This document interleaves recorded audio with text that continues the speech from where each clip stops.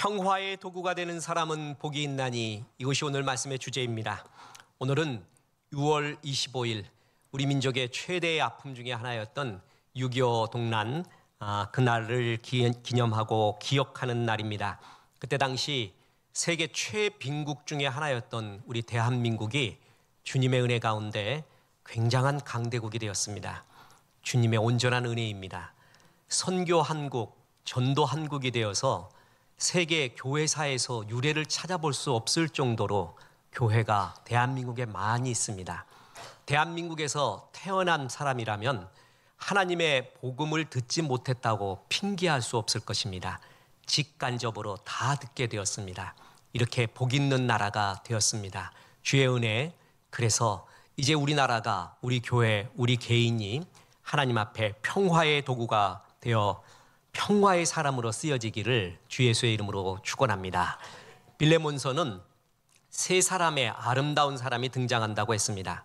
하나는 도망친 노예 오네시모고 그의 주인인 빌레몬이고, 또 하나는 이 모두를 살려낸 바울 사도입니다.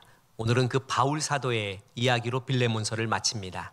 바울 사도를 통해서, 빌레몬서 통해서 우리가 배울 수 있는 교훈이 무엇인가? 그것은 살리는 존재가 되어야 한다라는 것입니다. 여러분, 우리 삶의 라이프 스타일이 내가 어떤 직업을 가졌든 간에 한 가지 삶의 키워드가 있습니다. 회사원으로 살건, 평범한 주부가 되든, 예술가가 되든, 변호사 검사가 되든, 의사가 되든, 사업가가 되든, 어떤 사람이 되어든 간에 나는 살리는 존재로 살겠다 하는 삶의 자세가 제일 중요하다는 것입니다.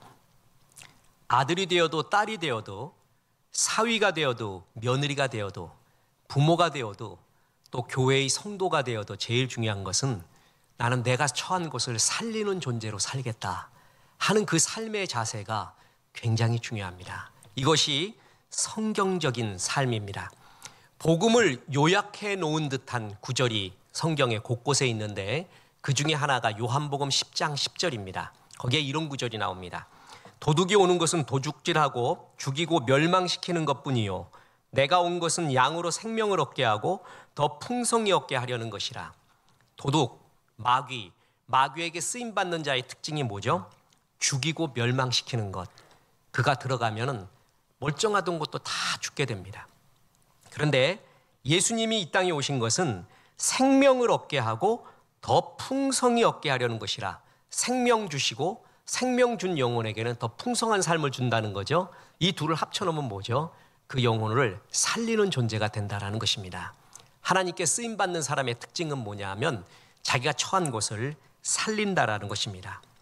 세상을 살려면 지혜가 필요합니다. 그런데 세상 지혜는 자기가 살고 남의 죽는 지혜가 꽤 많이 있습니다. 세상 부자는 5천 명이 먹는 것을, 나 혼자 먹는 것을 부자라고 합니다. 그런데 하늘의 부자는 5천 명을 살리는 부자, 5천 명을 먹이는 사람을 부자라고 합니다. 하늘의 지혜는 살리는 지혜고, 죽었던 것을 일으키는 지혜를 하늘의 지혜라고 합니다. 바울은 주인의 돈을 훔쳐 달아난 오네시모를 살리게 됩니다.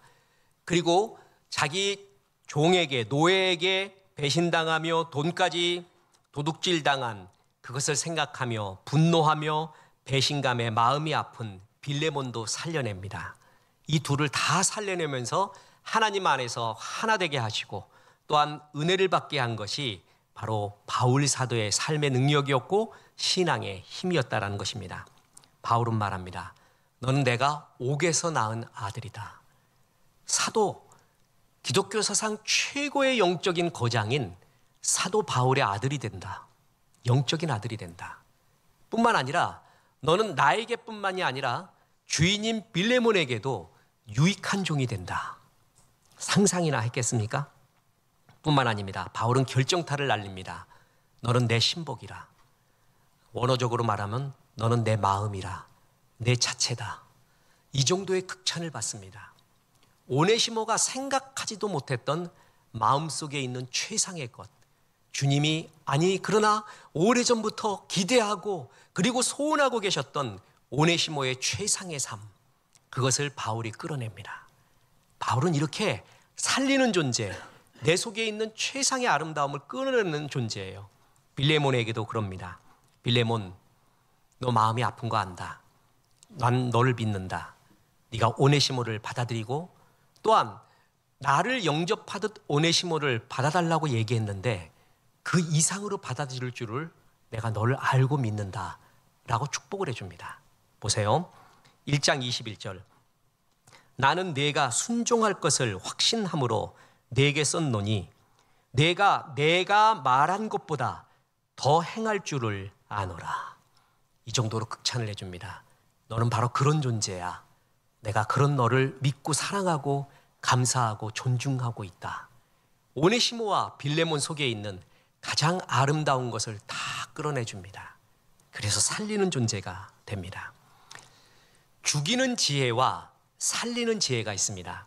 이 둘이 극명하게 만난 사건이 현장에서 간음하다 걸린 여인의 사건입니다. 우리는 너무나 설교를 통해 성경 묵상을 통해 이것을 많이 보았습니다. 현장에서 간음한 여인을 끌고 왔습니다. 그래서 악한 사람들이 악한 지혜로 말합니다. 죽일까요? 살릴까요? 왜 이것이 악한 지혜냐 하면은 죽이라고 말하면 예수님이 사랑의 주님이라고 했는데 그 사랑에 어긋나게 됩니다. 살리라고 하면은 간음한 사람 죽이라고 돌로 쳐 죽이라고 했는데 모세의 율법에 어긋나게 됩니다. 무엇을 해도 죽게 돼 있습니다. 이게 악한 지혜예요. 죽이려는 의도 속에서 죽이려는 함정을 판 것이죠. 그런데 예수님은 이 악한 지혜 속에서 전부를 살려내는 하나님의 일을 하시게 됩니다. 잘 알죠? 예수님이 뭐 하셨습니까? 그때 첫째 침묵을 하셨습니다. 둘째 뭘 하셨죠? 땅바닥에 글을 썼습니다. 뭘 썼는가? I don't know. 누구든지 죄 없는 자가 먼저 돌로 치라. 그랬더니 다 못 칩니다. 다 살려냅니다. 그중에 특히 어린애 하나가 있었다고 쳐봅시다. 얘가 뭘 알아요? 아무것도 모르고 그냥 동참하는 거예요. 죄의 구조에. 걔들도 다 살려냅니다. 그러고 나서 여인에게 말합니다. 너를 정죄하는 사람들이 어디 있느냐? 그러니까 없습니다 그러죠. 사랑의 특징이 뭔지 아십니까? 상대편으로 하여금 할 말이 있게 만들어요. 악한 지혜의 특징은 꼼짝 못하게 합니다. 꼼짝 못하게 해요. 그게 이긴 줄로 알아요. 그건 악한 마귀의 지혜입니다. 처녀가 임신을 해도 할 말이 있는 거예요. 그렇죠? 할 말이 있는 거예요. 그래서 그에게 할 말을 줘요. 현장에서 간음하다가 잡혀온 여인이 무슨 할 말이 있겠습니까? 예수님은 말을 합니다. 너를 정죄하는 사람은 어디 있느냐? 없습니다. 나도 너를 정죄하지 않는다. 다시는 죄를 범하지 마라. 그게 감동이에요. 하나님이 우리에게 대해서 너라는 존재는 이런 존재다라고 성경 곳곳에 많은 선언을 해놔요. 그 중에 하나가 뭐냐면 너는 제사장이라는 것입니다. 베드로후서에도 보면 너는 왕 같은 제사장이라고 말했고 이사야 61장 6절에 보면 이런 구절이 나옵니다. 오직 너희는 여호와의 제사장이라 일컬음을 받을 것이라. 사람들이 너희를 우리 하나님의 봉사자라 할 것이며. 제사장, 너희는 제사장이라 그랬거든요. 제사장의 특징이 뭐냐 하면 인간의 죄를 짊어지고 제사를 지내면서 하나님과 인간을 연결해 주는 것, 그것이 제사장의 제1 역할입니다. 초대 교부 중 하나였던 락탄티우스는 종교, 렐리지오, 라틴어 렐리기오라고도 하고 렐리지오라도 부르는 이 종교에 대한 해석을 뭐냐 하면은 다시 묶는다로 봤습니다. 다시 릴리지오, 묶는다. 렐리지오, 다시 묶는 것이 종교래요. 맞아요. 제사장은 뭐냐면 하나님의 자녀였던 사람이 죄를 범해서 하나님과 떨어지고 인간과 떨어졌거든요. 그것을 다시 묶는 것을 다시 연결하는 것을 가리켜 종교, 신앙, 또한 제사장이라고 합니다. 세상도 그렇습니다. 좋은 것과 좋은 것이 연결될 때 최상의 시너지가 됩니다. 잠언 말씀 그대로 철이 철을 날카롭게 합니다. 철끼리 만나면 날카로워지는 거예요. 좋은 것끼리 연결이 되잖아요. 그럼 최고의 시너지가 일어나요. 스티브 잡스가 애플사에서 만든 아이패드를 출시할 때 했던 유명한 말 있잖아요. 이 아이패드, 특히 애플사의 모든 제품은 테크놀로지와 인문학이 합쳐진 교차점에서 만들어진다. 기술력과 인문학적 통찰력 속에서 만들어진다는 거예요. 마찬가지로 보십시오. 바둑을 보세요. 바둑이 살아나는, 죽어가는 대마가 돌들이 살아나는 법이 있어요. 살아있는 집과 연결 하나만 하면 돼요.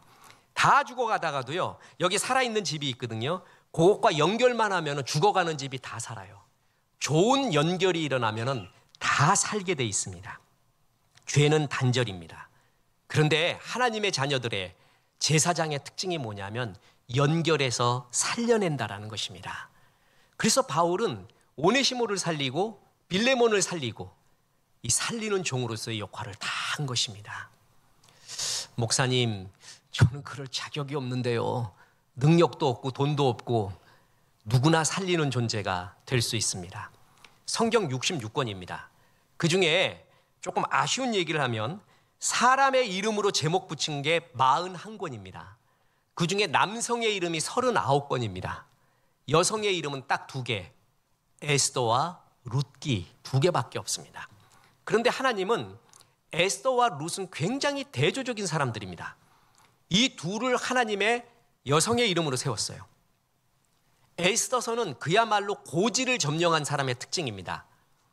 아하수에로 왕의 왕비였죠. 비록 포로였어도 왕비의 고지에 오른 사람.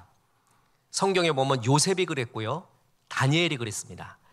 고지에 오른 사람, 느헤미야 같은 사람도 마찬가지고요, 에스라도 그렇고요.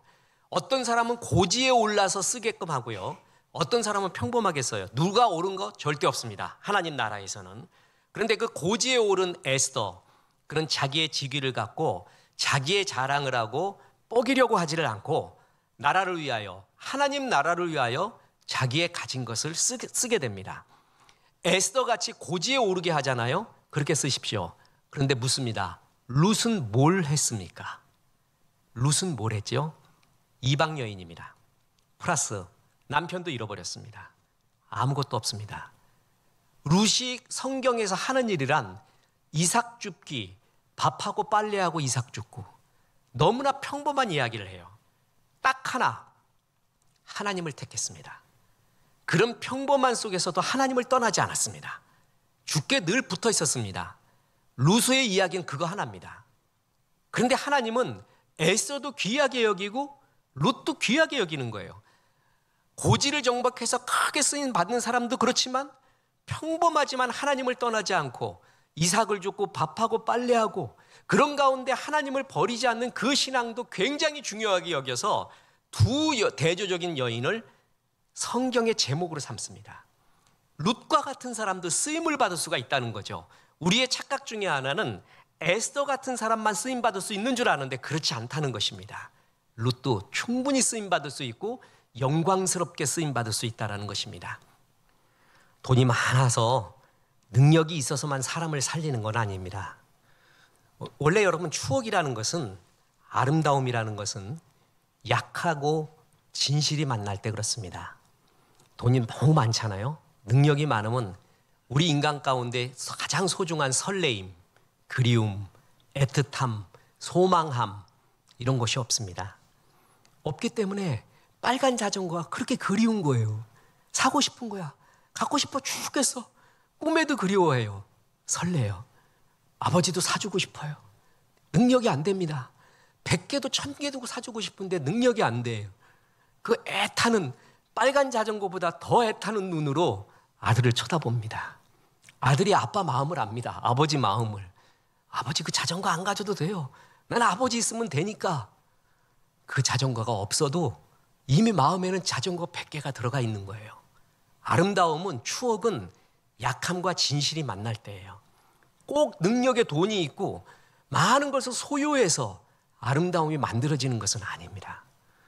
내가 연약해요. 에스더 같지 않아요. 그냥 평범한 룻에 불과해요. 그래도 사람을 살리는 존재가 될 수 있습니다. 이 진실의 마음, 이 마음. 저도 잊혀지지 않을 때가 있습니다. 목회하면서 잊혀지지 않는 아름다움 간증하려면 저도 수고 없습니다. 오해의 여지도 있어서 절제하고 있습니다. 그중에 잊혀지지 않는 게 대신방 기간, 겨울인가 이렇게 막 가는데, 그때 제가 또 원래 목이 약하잖아요. 그래갖고 계속 이렇게 뜨거운 물 먹으면서 신방을 가는데 한 권사님이 이렇게 마오병에서 뭘 갖고 와요. 굉장한 소중한 것 갖고 와갖고 나는 이게 무슨 금으로 만든 뭐가 있구나, 금가루로 이 속에 뭐가 들어가 있어서 먹으면 막 눈도 커지고 목도 팡 터지고 뭔가 신비의 약일 수도 있다 그랬더니 보리차였습니다. 보리차. 그걸 먼 길에 끓여오셨어요. 목사님 신방 가서 목도 갈 텐데 보리차를 드시래요. 보리차가 제일 좋습니다.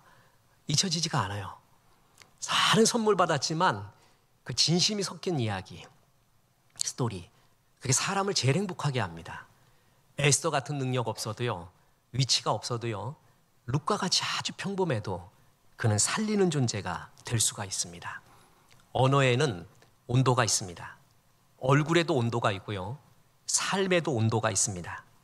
언어의 온도가 높은 사람은 긍정과 배려, 사랑의 말, 축복의 말을 많이 합니다. 얼굴의 온도가 높은 사람은요, 미소와 그리고 웃음이 친절이 항상 배어 있습니다. 내가 예수 믿어도 어두운 사람이 있어요. 그리고 항상 부정적인 얼굴 하는 사람이 있어요. 그것은 자기를 돌아봐야 됩니다. 하나님이 축복을 할 때 여호와의 미소를 그 얼굴에 비친다고 했어요. 진짜 그 얼굴은 계속 말하지만 아모레 피어리스 주다나 꽃을 든 남자 아무리 발라도 그 화장을 해도 그 얼굴이 안 나와요. 그 내면에 정말 빛나야지 나오는 얼굴이 있습니다. 그게 얼굴의 온도입니다. 삶의 온도가 높은 사람, 이웃을 향한 따뜻한 사랑과 공감, 눈물이 있습니다. 이 온도가 생명을 부화합니다. 여름날 또 전염을 합니다. 겨울날 말이에요. 따뜻한 커피를 먹어보세요. 온몸에 퍼지잖아요. 여름 더울 때 시원한 아이스 아메리카노를 먹어보세요. 온몸에 퍼져요. 그랬듯이 따뜻한 온기는 사람들이 압니다. 그 사람 곁에 있기를 원합니다. 그 온기가 정말 느껴지게 됩니다. 이 사람이 복된 존재입니다. 시체는 주변의 온도와 자기 온도가 똑같아요. 주변이 0도잖아요. 그럼 시체 온도도 0도예요. 자기 온도가 없어요. 근데 살아있는 존재의 특징이 뭔지 아십니까? 자기 온도를 유지합니다. 주변에 0도라 할지라도 자기의 온도, 신앙의 온도가 있어요. 다 그렇다 할지라도 나의 온도, 하나님의 온도, 예수님의 온도가 그에게 있습니다. 이게 살리는 온도예요. 자, 좋은 팁을 드리겠습니다. 우리 아들, 딸 잘 되게 해주십시오. 우리 집 돈도 좀 많이 벌게 해주십시오. 이런 기도 누가 못합니까? 해야죠. 모든 기도는 여기부터 시작을 하는 거예요. 근데 거기에만 그치면 기복적인 신앙이 되죠. 이 기도와 비슷하지만 사실은 똑같은 기도가 있습니다. 이렇게 기도하십시오. 우리 아들, 딸이 제가 축복의 통로가 되게 도와주옵소서. 이렇게 기도하세요. 그 얘기가 그 얘기예요. 그런데 엄청난 차이예요. 축복의 통로가 되기 위해서 이런 것도 성공하면 좋겠고 저런 것도 성공하면 좋겠고 저런 것도 잘하면 좋겠는데 그 이유가 뭐냐면 축복의 통로가 되기를 원합니다. 많은 사람을 살리는 존재가 되기를 원합니다. 이렇게 기도하는 거예요. 그게 지혜로운 기도고 성경적인 기도예요. 하나님, 우리의 가정이 내가 살리는 존재 되게 도와주옵소서. 이것이 바울의 오늘 사람을 살린 바울 사도의 사랑의 이야기고 하나님이 우리에게 말하는 이야기입니다. 자, 이제 끝으로 빌레몬의 결론입니다. 바울은 살리는 기 위해서 갑지불을 하였다라는 것입니다. 갑지불이 없는 것은 껍데기입니다. 사람 마음이 가야 진짜거든요. 마음이 가야 진짜 역사가 이루고 그것이 내 스토리가 되는 거예요. 마음이 있는 곳에 물질이 있고 열정이 있고 시간이 있습니다. 그거 없으면은 갑지불이 없으면 거의 가짜입니다. 기억에 남지도 않습니다. 갑지불을 한 것이 가장 소중한 것입니다. 바울은 오네시모를 살리기 위해 빌레몬을 치유하기 위해서 자기가 마지막 갖고 있었던 최고의 것을 다 갑집을 해버립니다. 자존심을 다 내려놓습니다. 그는 빌레몬에게 명령이 아닌 사랑으로 부탁한다고 합니다. 보세요. 1장 8절. 이러므로 내가 그리스도 안에서 아주 담대하게 내게 마땅한 일로 명할 수도 있으나 도리어 사랑으로서 간구하노라. 명령할 위치에 내가 있다. 명령 안 하겠다. 내가 너에게 사랑으로 호소를 한다. 이렇게 낮추기 시작합니다. 그러면서 오네시모를 한없이 높여줍니다. 어떻게 높여주냐 하면 1장 11절에 그가 전에는 내게 무익하였으나 이제는 나와 네게 유익함으로. 오네시모 이름이 유익한이라는 뜻이잖아. 이름대로 살지 못했는 거 내가 인정한다. 그런데 이제는 말이야, 유익한 존재가 되었다. 나에게뿐만이 아니라 내가 확신하건대 너에게도 유익한 존재가 된다. 이 정도로 말하고 있습니다. 12절, 내게 그를 돌려보내노니 그는 내 신복이라. 신복 스플랑크나, 마음이라 그랬죠. 그는 내 마음이라, 내 자체라. 그를 영접하면 나를 영접하는 것이야.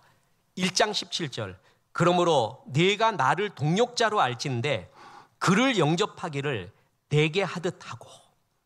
이 정도로 표현을 해줍니다. 보세요. 빌레몬은 오네시모에게 마음의 상처가 있습니다. 여러분, 이 상처를 받은 사람, 배신받은 사람 쉽게 얘기하면 안 돼요. 잊어버려? 그거 쉽지 않습니다. 용서해? 네가 해봐. 사랑해? 네가 해봐. 그거 쉽지 않아요. 이 고통당하는 사람에게 쉽게 말하면 안 돼요. 사람은 자기 일 아닐 때는 항상 하나님 위치에서 말해요. 가장 정의롭게 말하잖아요. 그런데 그거 쉬운 거 절대 아닙니다. 그래서 아픈 마음이 있는 거예요. 그런데 빌레몬에게 가장 권위 있는 자가 있었어요. 존경하는 자가 있었어요. 바울 사도입니다. 그런데 바울이 어느 정도까지 말하냐 하면, 빌레몬, 명령하는데 명령할 수 있지만 내가 너의 사랑에 호소를 안 해. 오네시모, 그를 향해 마음이 아픈 건 안 해. 그런데 인제는 다르네. 복음의 뜻이 뭐냐면 지금이거든요. 옛날이 아니라 지금이에요. 사람 볼 때 제일 중요한 게 지금 어떠냐는 것이에요. 지금은 아니네. 그는 내 마음과 같은 분이네. 내가 옥중에 낳은 아들이야. 그리고 그가 곧 나야. 그를 영접하는 게 나를 영접하는 것이네. 이 정도로 말해요. 이 정도로. 그러니까 빌레몬이 오네시모에 대해서 굉장히 쓰린 마음을 갖고 있다가도 자기가 제일 믿을 수 있고 존경하는 사람이 이 정도까지 말해줘요. 이 정도까지. 그럼 흔들리겠죠. 아, 내 아픔 너머에 무슨 세계가 있는 것 같구나. 내가 제일 존경하는 바울 사도가 이 정도까지 말해준다면 이것은 거짓이 아니겠구나. 마음이 흔들릴 수가 있는 거예요. 바울은 그 정도까지 말하는 거예요. 오네시모를 살리기 위해, 플러스 빌레몬의 마음의 쓴뿌리를 없애기 위해 그는 정말 사도의 권위로서 명령하는 게 아니라 낮고 낮게 내려와서 호소하고 있어요. 심지어 보세요. 자신을 늙은이로 표현합니다. 1장 9절, 도리어 사랑으로서 간구하노라. 나이가 많은 나 바울은 지금 또 예수 그리스도를 위하여 갇힌 자 되어, 자기 옥에 또 있대요. 내가 감옥에서 늙은이가 말하는데 지금 그 얘기예요. 나이 들면 서러운 게 많습니다. 그냥 하나부터 열까지 다 서러워 죽겠는데, 그래서 제일 말하는 게 나이 들었다. 내가 나이가 많은데 이 나이 들어서, 이런 말이 어찌 보면은요, 젊은 사람들에게, 유력한 사람들에게 호소하는 말이에요. 호소. 내가 나이 많아서, 게다가 감옥에까지 갇혔대. 바울 젊을 때 죽었거든요. 우리 지금 계산으로 보면. 근데 늙긴 뭐가 늙어. 그런데 노인네가 말하는데, 이 노인네가 지금 감옥에 있는데 내가 한마디 하겠네. 지금 그 얘기하는 거예요. 저는 이 구절 보고 한참을 웃었습니다. 성령의 능력으로 기도하지 왜 이렇게까지 말하냐 이거예요. 빌레몬에게. 정말 바울이 썼던 수많은 이런 서신의 이야기, 프라이빗한 개인적인 글 중에 빌레몬서의 이 구절이 제일 웃깁니다. 통쾌하게 어떨 때는. 그리고 더 심한 말 하네. 돈은 자기가 갖겠대. 1장 18절. 그가 만일 네게 불의하였거나 네게 빚진 것이 있다면 그것을 내 앞으로 계산하라. 자기가 돈이 어디 있어? 자기도 생거지인데, 자기도 거지에서 후원금 받고 기도하고 주님 주셨습니다, 감사합니다 하고 사는데 얼마를 훔친지 어떻게 알아요? 그리고 그거 자기가 갖겠대. 내 앞으로 계산 달아나 이러고 앉았어요. 이게 참 재밌잖아요. 바울이 이 정도까지 말하고 있어요. 한 수 더 뜹니다. 내가 다른 편지는 다 이렇게 대필로 하는데 요건 내가 친필로 썼다. 그리고 너는 나한테 빚 있잖아, 나 그거 안 말해. 보세요. 19절. 나 바울이 친필로 쓰노니 내가 갚으려니와 내가 이외에 내 자신이 내게 빚진 것은 내가 말하지 않는다. 이 자체를 말 안 해야지. 이 자체를 말 안 해야 되는데, 너 나한테 빚진 거 있지? 내가 안 말할게. 내가 그런 거 내가 말 안 할 테니까. 그리고 내가 지금 친필로 쓴다. 지금 노인네 감옥에서 힘도 없는데 얘야, 지금 눈도 안 보이고 손도 떨려나. 근데 친필로 쓴다? 이 정도까지 말하고 있습니다. 그러면서 협박까지 합니다. 반협박. 널 믿는다. 1장 21절. 나는 내가 순종할 것을 확신함으로 내게 썼노니 내가 말한 것보다 더 행할 줄을 아노라. 이건 믿는다는 게 아니라 거의 협박입니다. 더 할 거지 너.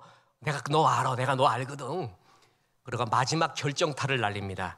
다른 동력자도 다 보고 있다. 이러고 있어요. 1장 23절. 그리스도 예수 안에서 나와 함께 갇힌 자 에바브라와 또한 나의 동력자 마가, 아리스다고, 데마, 누가가 다 보고 있다. 네가 어떻게 하는지. 이 빌레몬서 정말 재밌습니다. 이 정도까지 말하는 거예요. 정주영 씨가 이제 그 재산 다 잃고 감옥 들어갔어요. 그래갖고 거기서 만난 자기가 이제 예수 믿고 복음 전했어. 그래갖고 이 사람을 갖다 돌려보내면서 그런 거예요. 내가 이제 나이 들어서 감옥에까지 있는데 손도 떨리고 눈도 어두운데 내가 친필 쓴다. 너 나한테 빚 많지? 내가 그 말도 안 해. 내가 너 분명히 믿는데 잘해줄 거야. 이러면서 협박을 해. 잘해주라고 하면서. 그리고 이거 다 쳐다보고 있다 지금. 여기 누군가 말해줄까? 그러면서 다 말하고 있어요. 여러분 이걸 보고 빌레몬이 보고 처음에 웃었을 겁니다. 이노인 내가 왜 이런가. 바울의 논리에 설득되지 않고 바울의 마음을 느낍니다. 바울이 지금 뭘 말하고 있는가. 얼마나 애타는 심정인가. 오죽했으면 이렇게까지 말할까. 한마디 하면 되거든요. 내가 성령의 권위로서 사도로서 너한테 명하노니 받아들여라. 이게 복음 안에서 옳다.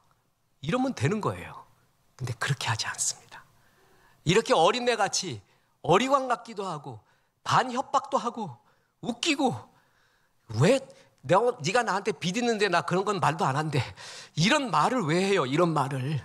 자기를 늙은이라고 그래요. 자기 지금 옥에 있대. 친필로 쓴대. 나는 널 믿는데 내가 말한 것보다 네가 더 잘한다고 믿는다. 이런 말들. 빌레몬이 마음이 풀렸을 겁니다. 사도 바울이 이 정도까지 말하는구나. 내가 알고 있는 존경하는 스승이 이 정도까지 말하는 거 보면은 오네시모 받아들여도 되겠구나. 오네시모를 살립니다. 빌레몬을 살립니다. 마음의 쓴뿌리까지 없애버립니다. 바로 이것이 바울의 살리는 능력이었고 살리는 데 쓴 갑지불이었습니다. 갑지불에 스토리가 있을 때 행복합니다. 말로 다 할 수 없는 스토리가 추억의 속에 있는 사람, 그것은 갑지불이 있을 때 스토리가 생깁니다. 어린 왕자에서 어린 왕자가 지구별로 옵니다. 그랬더니 거기서 하나 멘붕이 일어나는데 뭐냐 하면은 장미를 봅니다. 아름다운 장미가 수백 수천 송이 피어 있어요. 너무 아름다워요. 자기 별에 두고 온 장미 한 송이가 기억이 나요. 자기는 그게 다인 줄 알았는데 여기 와 보니까 수백 수천 송이가 더 아름다운 것이 있는 거예요. 멘붕이 옵니다. 그때 현명한 사막의 여우가 어린 왕자에게 말합니다. 아니야. 여기에 수백 송이 수천 송이 있는 거 소중하지 않아. 진짜 소중한 것은 별에 두고 온 너의 하나의 장미야. 왜냐하면은 그 장미에 너의 눈물이 있잖아. 너의 사랑이 있고 너의 물질이 있고 마음이 있고 열정이 있고 아픔이 있고 거기에 그 장미 한 송이에 그게 들어가 있잖아. 그게 제일 소중한 것이야. 더 이쁜 수백 수천 송이가 아니라 네 마음과 갑지불이 돼 있는 것, 네 열정이가 있었고 사랑과 눈물이 있었던 그 하나가 진짜라는 것이에요. 내 마음이 있는 곳에 물질이 있습니다. 네 마음이 있는 곳에 열정이 있습니다. 내 마음이 있는 곳에 시간이 있습니다. 주님 사랑하면 마음과 열정과 시간을 다 그 앞에 드립니다. 그리고 그 갑지불을 내서 더 소중한 것을 얻습니다. 더 소중한 영원한 것을 얻는 것, 그것이 주의 종들입니다. 갑지불을 아까워하지 마십시오. 그래서 에베소서 5장 16절에 보면은 세월을 아끼라, 때가 악하니라 라고 했습니다. 세월을 아끼라. 엑사고라조 카이론, 엑사고라조 메이 카이론. 때, 세월, 카이론, 일반적인 시간이 있는 크로노스의 시간이 있는가 하면 사람마다 하나님이 주신 결정적인 시간 카이로스, 언더 크리티컬 타임이 있다. 그것을 만나면 엑사고라조메이, 값을 지불하고 살아라는 뜻입니다. 그러니까 이 구절을 세월을 아끼라라는 구절을 더 편하게 번역을 하면 결정적인 시간을 값지불해서 살아라는 뜻입니다. 이 시간 많지 않습니다. 여러분 지금 힘 있을 때 성가대하고 교사하시고 헌신하시고 뭐 하시고 힘 있을 때 더 하십시오. 나중에 그때 더 할 걸, 더 헌신할 걸. 지금 이 시간이 결정적인 시간들입니다. 그 시간을 값지불을 하면서 사십시오. 값지불 하면서 많은 사람을 살려내십시오. 인생 아무것도 아닙니다. 전부 바람같이 안개같이 날아갑니다. 봄날의 벚꽃 같습니다. 진짜 남는 것, 내가 값지불을 해서 살려낸 영혼, 값지불을 해서 살려낸 수많은 스토리, 그것이 우리의 프라이드요 신앙인 것입니다. 그렇습니다. 아름다운 세 사람, 오네시모, 빌레몬, 바울. 바울은 두 사람을 다 살려냅니다. 그 살리는데 마지막 남은 자존심을 아낌없이 던져버립니다. 그리고 이들이 하나님 나라의 꽃으로 피었을 때 한없이 기뻐했습니다. 이것이 주의 종들이 하는 하나님 나라의 영광이요 사명입니다. 이런 살리는 종 되시기를 주 예수의 이름으로 축원합니다.